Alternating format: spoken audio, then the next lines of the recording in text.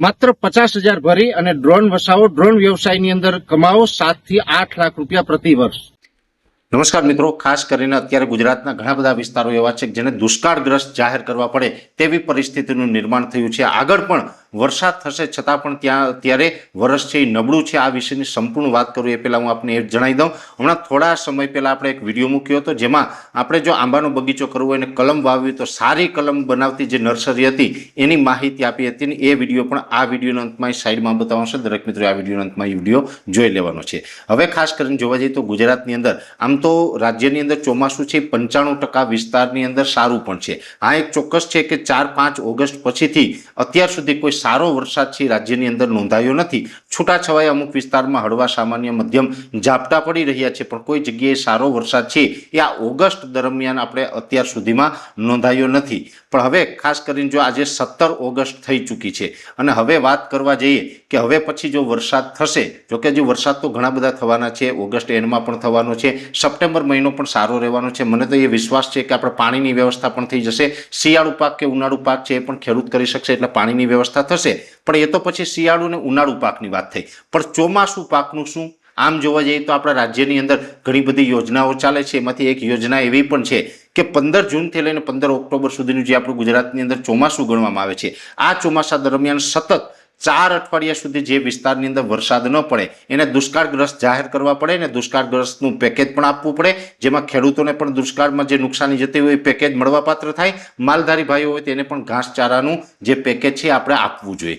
ત્યારે અત્યારે જોવા જઈએ તો ગુજરાતની અંદર આ જે ઓગસ્ટ મહિનાની અંદર પણ ઘણી જગ્યાએ વરસાદની ઘટ છે અને એમ પણ કચ્છના ઘણા બધા વિસ્તાર છે, ઉત્તર ગુજરાતના અમુક સેન્ટર છે, એ સાથે પશ્ચિમ સૌરાષ્ટ્રનું દ્વારકા, જામનગર, પોરબંદર જેવા વિસ્તાર છે અને આ સિવાય પણ પૂર્વ ગુજરાતમાં પણ જે દાહોદ જિલ્લાની અંદર ઘણા બધા વિસ્તાર એવા છે કે જ્યાં આજ દિવસ સુધી વરસાદ નથી પડ્યો। એટલે 15 ઓગસ્ટ તો આપણે પરમ દિવસે ગઈ છે, આજે 17 ઓગસ્ટ થઈ ચૂકી છે અને એમાં પણ જોવા જઈએ તો જૂન મહિનાની 15 તારીખથી લઈ અને 15 જુલાઈ સુધીમાં તો 4 અઠવાડિયા પૂરા થઈએ એટલે એ 15 જુલાઈ સુધીમાં જ્યાં વરસાદ ન પડ્યો હોય એને જ ઓલરેડી મળવાપાત્ર થાય। તો હવે તો 4 અઠવાડિયાની જગ્યાએ 8 અઠવાડિયા થઈ ગયા, એટલે કે જેટલો સમય હોવો જોઈએ એના કરતાં ડબલ સમય વીતી ગયો છે અને હજુ પણ જો સરકારના પેટનું પાણી ન હલતું હોય તો આ ખૂબ દુઃખદ બાબત કહેવાય।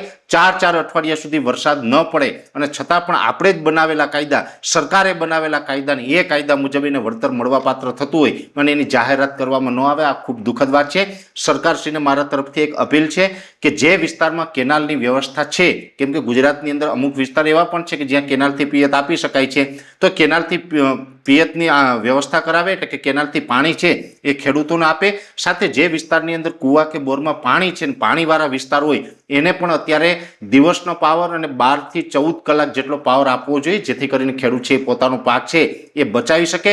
અને જે વિસ્તારની અંદર સતત આજે 8 અઠવાડિયા થઈ ગયા છે, જેમાં કચ્છના ઘણા બધા ભાગ છે, પશ્ચિમ સૌરાષ્ટ્રના ભાગ છે, બીજા પણ ઘણા બધા વિસ્તાર છે કે જ્યાં આજ દિવસ સુધી વરસાદ નથી પડ્યો, આવા વિસ્તારને સરકાર છે તાત્કાલિક દુષ્કાળગ્રસ્ત જાહેર કરી અને એને દુષ્કાળગ્રસ્તનું ખેડૂતોને પણ પેકેજ આપે અને સાથે સાથે માલધારી ભાઈઓને ઘાસચારાની વ્યવસ્થા સરકાર કરી આપે અથવા તો ઘાસચારાના પૈસા આપવા જોઈએ। આ સરકારની ફરજ છે। સરકાર કદાચ આ કામ કરી દે તો પણ એમાં કઈ ઉપકાર નથી કરતા સરકારની આ બધી ફરજ છે, એની જવાબદારી છે। ખેડૂત હોય, માલધારીઓ, આ બધા જ ટેક્સના પૈસાથી સરકાર ચાલે છે। સરકાર જે ભંડોળ આપશે એ પણ એના ખીચામાંથી નથી આપવાનું, એ પણ પબ્લિકના પૈસા છે અને પબ્લિકને જ્યારે જરૂર પડે, પબ્લિક ઉપર જ્યારે પણ આફત આવે ત્યારે પબ્લિકના પૈસા પબ્લિકને કામ લાગવા જોઈએ। જો પબ્લિકના પૈસા પબ્લિકને કામ ન લાગે તો આ સરકાર છે એ નિષ્ફળ ગઈ ગણાય। એટલે અત્યારે જે ચાલી રહ્યું છે તે ખોટું છે। ખરેખર અત્યારે દુષ્કાળગ્રસ્ત ઘણા વિસ્તારને જાહેર કરી દેવા જોઈએ। ભલે હવે પછી કદાચ ઓગસ્ટ એન્ડમાં વરસાદ પડે, સપ્ટેમ્બરના પ્રથમ અઠવાડિયામાં સારો થાય, વર્ષ પછી ગમે એટલું સારું થઈએ તો પણ હવે જે ચોમાસું પાક હતો એ તો અત્યારે નિષ્ફળ ગયો છે ઘણા બધા વિસ્તારમાં અને એમાં પણ હવે કદાચ વરસાદ પડશે તો પણ મગફળી, કપાસ કે જે સારા પાક જેમાં આપણે ઉત્પાદન લઈ શકાય આવા પાકનું વાવેતર તો હવે કરી શકવાના નથી। હવે ખેડૂત છે અડદ, મગ કે કોઈ બીજા નાના મોટા પાક વાવે તો એમાંથી તો બહુ આવક નથી થવાની। એટલે હવે વરસાદ કદાચ ગમે એટલો પડે, કુવા ભરાઈ જાય, છતાં પણ ચોમાસું પાકમાં કપાસ, મગફળી જેવા પાકનું જે વાવેતર થતું હતું એ હવે થવાનું નથી, ત્યાં પાક નિષ્ફળ ગયો છે। તો હવે આ ખેડૂતોને બહુ પરીક્ષા ન લેવી જોઈએ. સરકારે આનું તમામ જે પેકેજ છે એ મળવાપાત્ર કાયદા મુજબ જે મળવાપાત્ર હોય એ પેકેજ છે એ ખેડૂતોને તાત્કાલિક ધોરણે જાહેર કરી દેવું જોઈએ, આવી મારી અપીલ છે. વિશેષ વાત છે એ નેક્સ્ટ વિડીયોમાં કરવામાં આવશે. અત્યારે આ વિડીયોની અંદર એટલું. અંતમાં આપને જણાવવાનું છે કે જે શરૂઆતમાં મેં આપને જણાવ્યું હતું, આ સાઈડમાં વિડીયો દેખાઈને ટચ કરીને જોશો એટલે આંબાની જે નર્સરી છે એના વિશેની સંપૂર્ણ માહિતી મળી જશે. દરેક મિત્રો વિડીયો લાઈક આપીને દરેક ગ્રુપમાં શેર કરવો, યુટ્યુબને સબસ્ક્રાઇબ કરજો, ફેસબુક અને ઇન્સ્ટાગ્રામને ફોલો કરજો. નમસ્કાર.